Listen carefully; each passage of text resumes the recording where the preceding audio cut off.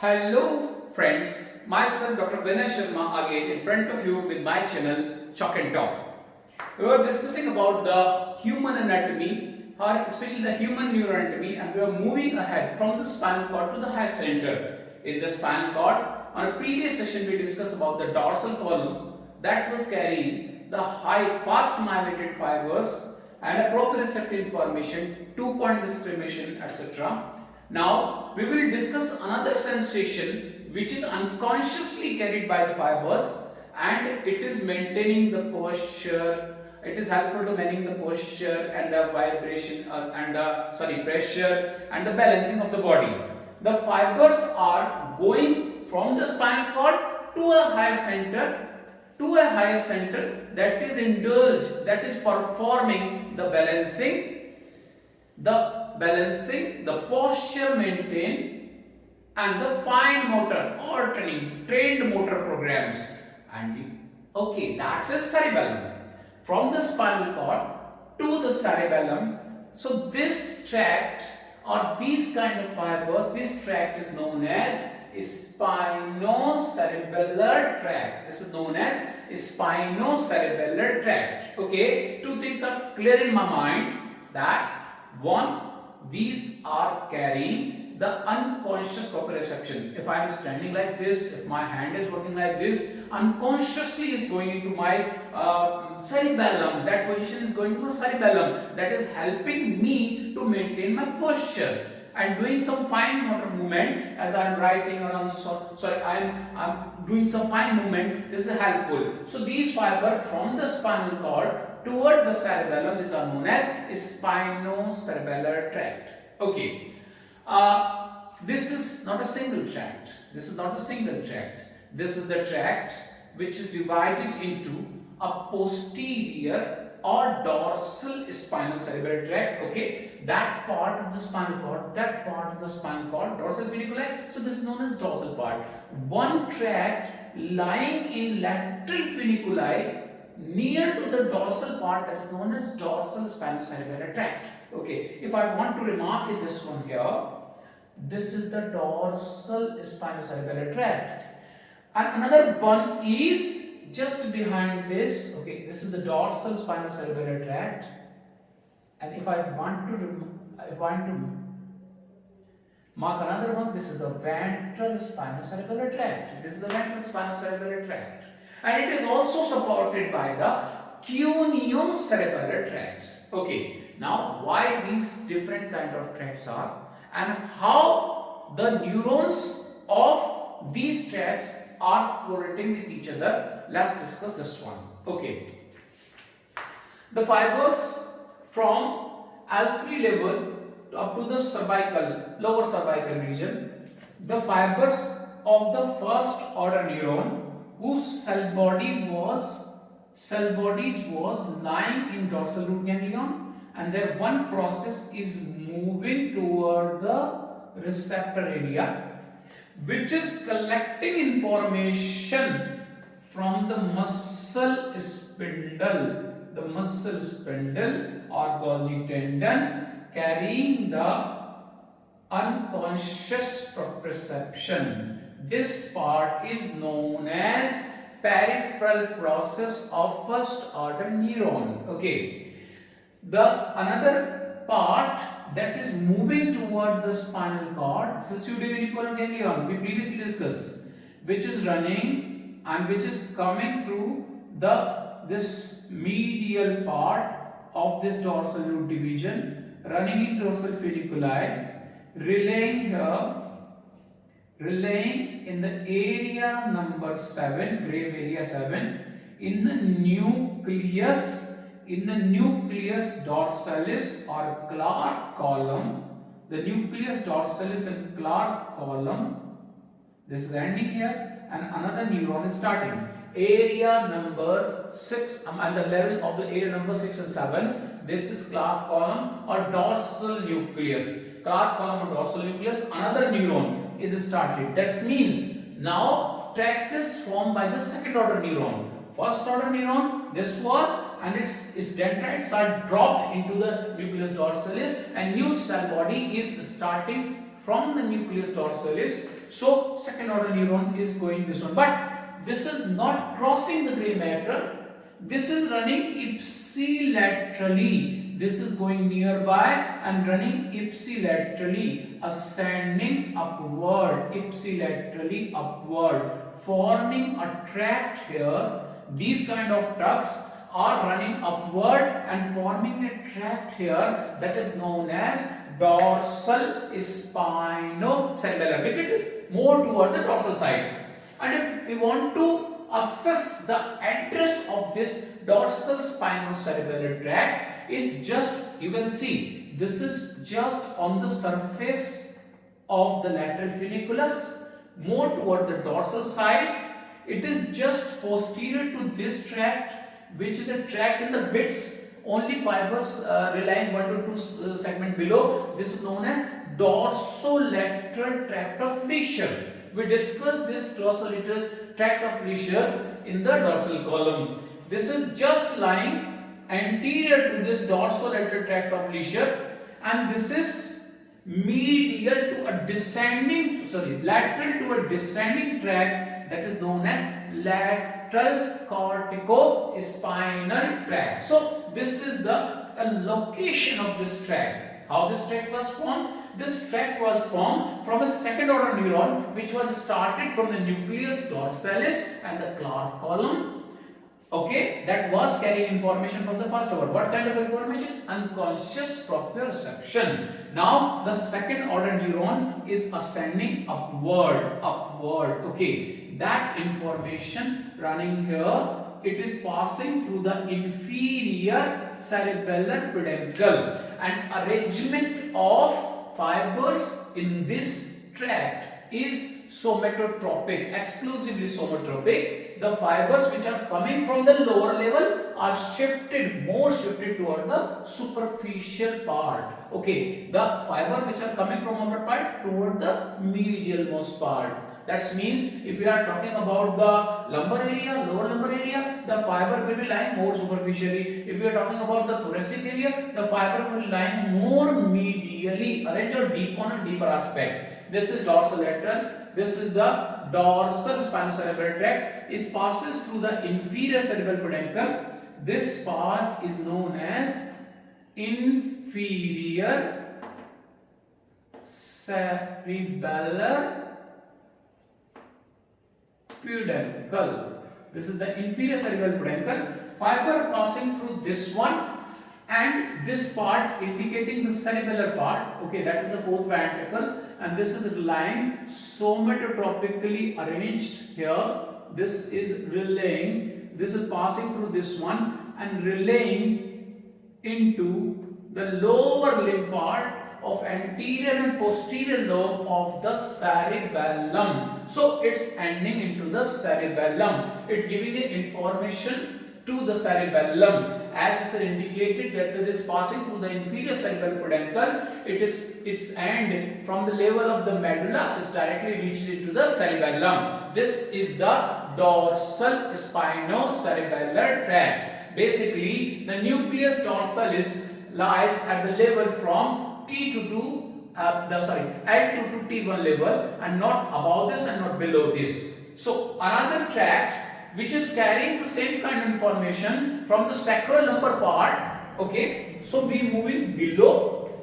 Okay, we are coloring this again. First order neuron carrying the unconscious proprioceptive information from the muscle from the sacral region, which is lying here, and this neuron is ascending upward and relaying into lamina number 5 to 7 at the junction, lamina number 5 to 7 at the junction of the dorsal gray and the ventral gray horn. This is lying here. Okay, dendrites are dropped, relaying here. Okay, next neuron which is starting from this zone, most of the fibers crossing contralaterally and forming this tract. This tract is anterior to this dorsospinocerebellar tract. But dorsal spinocerebellar tract में second order neuron of ipsilateral side same है, but this tract is having most of the fiber which are crossed fiber or contralateral fiber is carried by this one. So tract which is ascending upward here, again this is the zone that is known as anterior spinocerebellar tract. Here it is, anterior spinocerebellar tract. Okay, and this is again on the surface of, by the pink color I am drawing this side, the dorsal spinocerebellar and ventral spinocerebellar or anterior spinocerebellar. The fibers of this is second order neuron ascending upward, reaching into the ventral part. This ventral or anterior spinocerebellar tract is not passing through the inferior cerebellar peduncle. Actually, it is ascending upward. Through this zone also and through this zone also. It's like in the lower part of bones, even in the lower part, throughout the medulla. And this is reaching into the upper part of the bones where it is descending at the junction of the upper part of the bone and midbrain. This is passing through the superior cerebellar peduncle and relaying into the cerebellum. Okay, there was a dorsal spinocerebellar tract made up of the ipsilateral second order neurons, which was starting from the nucleus dorsalis and Clark column, ascending upward, early ascending and passing through the inferior cerebellar peduncle of the medulla and reaching early into the cerebellum. But another one which is carrying information from the sacral and the lumbar part, lower lumbar part, ascending, relay into the 5 to 7 lamina. Second neuron goes crossing the gray matter, reaches contralaterally, ascending upward. But I want to tell you, all the fibers are not contralateral. Few fibers are ipsilateral also. And if I am drawing this one green here, this may be ventral one of this side, fibers are coming from this zone. So most of the fiber of this tracts are crossed fiber or contralateral fiber ascending upward. How much ascending? Is crossing the medulla, it's crossing the pons, it's crossing, reaching the upper part of bone, and from the superior cerebellar peduncle is descend downward and reaching to the cerebellum and relaying into the respective regions of the cerebellum. So that is the ventral spinocerebellar tract. And what this carrying? This is carrying the unconscious proprioceptive fibers as well as the pressure. What is the difference? The unconscious proprioceptive fibers of this dorsal spinocerebellar tract had to maintain the fine motor movements in the cerebellum, and this, the ventral or anterior spinocerebellar tract, had to maintain the posture. Okay, both there is some difference. Now there is a clear-cut difference between the dorsal spinocerebellar and ventral spinocerebellar tract. There is a position, and now we talk about the position of the ventral cerebrospinal tract. The position of the ventral cerebrospinal tract is just anterior or ventral to the dorsal spinocerebellar tract, and it's just lateral to a very important tract that is known as spinothalamic tract as well as tactospinal tract. Okay, when we are talking about this dorsal spinal tract, this was anterior to the dorsolateral tract of lesion, and it was lateral to the lateral corticospinal tract. But when we talk about the ventral spinocerebellar tract, it is posterior to this dorsal spinocerebellar tract, and it's lateral to the spinothalamic as well as tactospinal tract. Okay, this is the relentless one. Okay, we talk that both the fibers, whether they are carrying information from lower half of the body and from the lower limb. What about the upper part?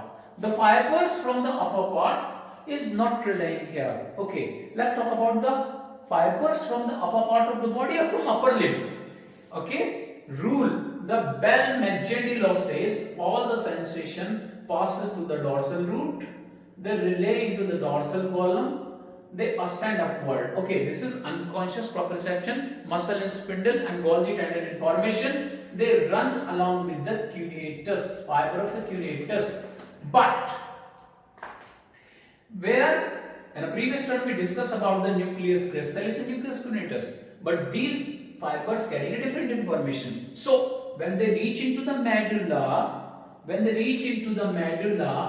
they actually ending their neurons, the first order neuron in accessory nucleus cuneatus. Okay, accessory nucleus cuneatus, not in the nucleus cuneatus or nucleus gracilis. There is an accessory cuneatus nucleus, and they drop the first order fibers. So the tract which is known as cuneo-cerebellar tract ascend upward, and this is the first order neuron. Now the second order neuron is starting from this one. It's crossing by and this part, the posterior part of this medulla, and forming, I'm looping ipsilaterally for sake of the good running, but this part this is known as posterior external arcuate fibers. Okay, the second order neuron which is arising from the accessory cuneatus nucleus is forming the posterior external arcuate fibers, not the anterior external arcuate fibers, which was starting from some kind of corticospinal tract. The posterior external arcuate fibers, and then it's running with this pathway that was known as dorsal spinocerebellar pathway. Follow this one again and relay in the upper limb area of the cerebellum. That was the cuneo-cerebellar pathway. That is the cuneo-cerebellar pathway. The cuneo-cerebellar pathway, again, all three fibers having same first order neuron, having a central process, having a peripheral process. The central process is relaying whether into the nucleus dorsalis. Where the nucleus dorsalis is not there, they are relying into 5 to 7, and sometimes itself in a cuneo-cerebellar first order neuron is ascending upward. There is a difference in all three. Okay, the second order neuron in the dorsal spinocerebellar tract ipsilaterally running, and it's little bit dorsally placed in the lateral cuniculi surface. In a ventral one, most of the fiber are crossed, and these are ventrally placed on ventral or anterior to the dorsospinocerebellar tract, ascend upward. The level of ascending of the ventral spinocerebellar tract is more, which is reaching up to the superior cerebral peduncle, descending downward, relaying into the cerebellum. Okay, but the dorsal spinocerebellar tract or cuneo-cerebellar tract, which are both second order neuron, is passing through the inferior cerebral peduncle, drop their neurons here, and then starting third order neuron, which is relaying into this cerebellum. So this was a story of three tracts, that is the dorsal spinocerebellar tract, the ventral spinocerebellar tract. Both are lying on the surface or near the surface of lateral funiculi of spinal cord. Okay, and lastly the fibers same kind or synonymous or the brother of these tract, that is a cuneo-cerebellar tract, which is running and relaying into the cerebellum.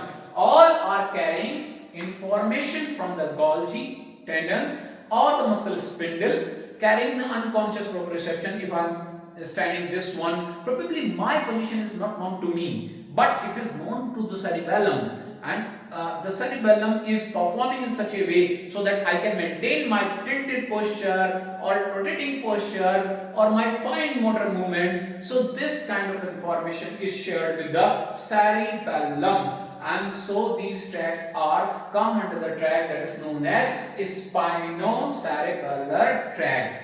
Okay friends, I'm very happy to see your response toward my channel, and I request you all kindly subscribe, like or share my channel so I have an encouragement toward more and more videos. Thank you.